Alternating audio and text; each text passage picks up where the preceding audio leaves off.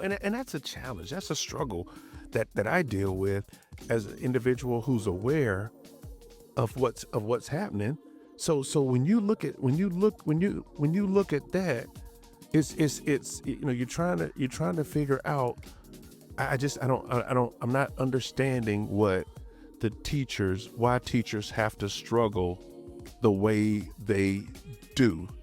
And when they're struggling, why is it that people aren't stepping up to the plate? This is where I think big corporations need to get involved. Yeah. And say, hey, look, you know what? We're going to subsidize the salaries for teachers. Right. Even if, most of these companies, the CEOs, CFOs, and all the other decision makers, children are probably in private schools. But I still think that I think it should be a community-based thing where, and I know it may not be fair to say, but I think some people would, you know what? I will say it. Yeah, go ahead. I think they owe it to the communities in which these companies are located. Yeah, they making money off the community. So shoot. So give money back. Not just donate to the playground. There's a lot of companies that are doing that. Yeah. I'm talking about supplies that will help the kids learn, help educate the children. That's what will make a difference. That's what's going to make the impact. Yeah, absolutely. I'm always trying to make sure that whatever I can do to help teachers, teachers that I know, if when they say, hey, we need donations, if somebody can donate paper or whatever, I'll go over to Staples or Walmart and get ream of paper and what else you need, pencils, crayons. I'll do that. I'll get that stuff. Yeah. Because I don't want to see teachers struggle. They shouldn't have to struggle to do their job. Right. You know what I mean? What sense does that make, man? It doesn't make any sense, man. So yeah, but that's something that we're working on now. In 2025, we're coming up with a plan and a program that we hope that we can implement that will kind of help a handful of teachers throughout, the city of Atlanta, Fulton County, Clayton County, Fayette County, and Cobb County as well. To kind of adopt a classroom, so to speak. Yeah. For a school, and you take the kids that are, the one, again, this is K through 5.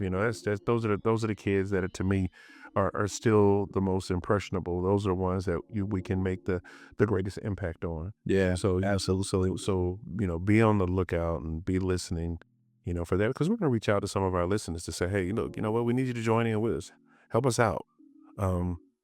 Your kids, your teachers, your children's teachers, do something nice for a teacher.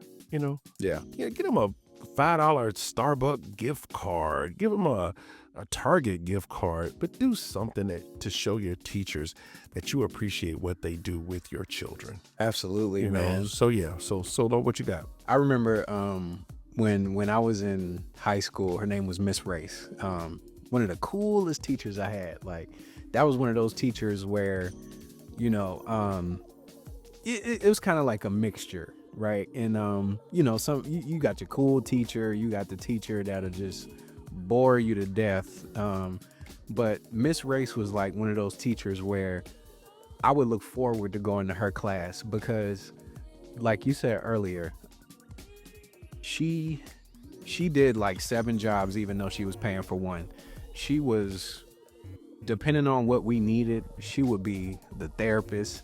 See, some of our, like you said, father, mother, big sister that you never had that you could get advice from.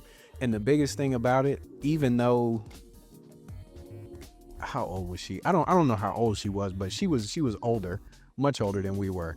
But she was so cool, and it's like she was relatable. It's almost like it wasn't even a teacher for me. It was almost like I was just kicking it with like my big sister or something like that. And she made such an impact on me personally, but really all of us. We loved her. Like, she was one of the favorite teachers in the whole school. And I just remember I used to have so much fun in her classroom. And when you were talking, it made me think about that, because it really it hurts when you hear that good teachers have a hard time doing their job. Yeah. And teachers like that, man, if we have more of those, then I think that would make a big difference, because in even my situation, that was a memorable teacher I had in high school, but just all across the board, because the teachers that enjoy what they do and the ones that are trying to get those test scores up, they're trying to make a difference. They actually, they don't look at it like a job. Like they're passionate about learning and teaching. It's like their purpose, their calling. Those people are so important, and they make such a difference, man, because those people inspire the world's next. You never know what that kid could be. That kid could be the world's next president.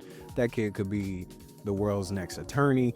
Whatever the case, they could just be what they could start their own business or go to school, whatever that kid wants to do. But having teachers like that, it helps combat the negativity that a lot of kids deal with,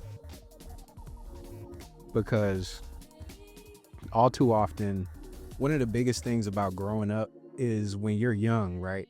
You start off when you're young, you can do whatever you want. Everybody says, hey, you could do whatever you. I remember when I was little, right? I said I wanted to be, doesn't even make sense. I wanted to be a rocket scientist cowboy. And it's like none of those things even mix. But I remember I would watch Toy Story. Shit you made up as a kid. Yeah. Cause it's like I would literally picture myself riding horses. Song called, was it Space Cowboy? It was yeah. So I kind of remember, man, my son used to watch somebody cowboy. It was like a space. He was a space cowboy. It's like a cowboy out in space. Yeah. And I remember I literally, like, who the fuck gonna ride horses out in space? Like, how does that work? But when I was a kid, everybody told me, oh, you can do whatever you want. You can, like, they would encourage, when you would say something. But what I notice is as you get older and reality starts to kick in, then, that kind of goes out the window. You're met with a lot more negativity. It's like, oh, well, if you want to go to school to be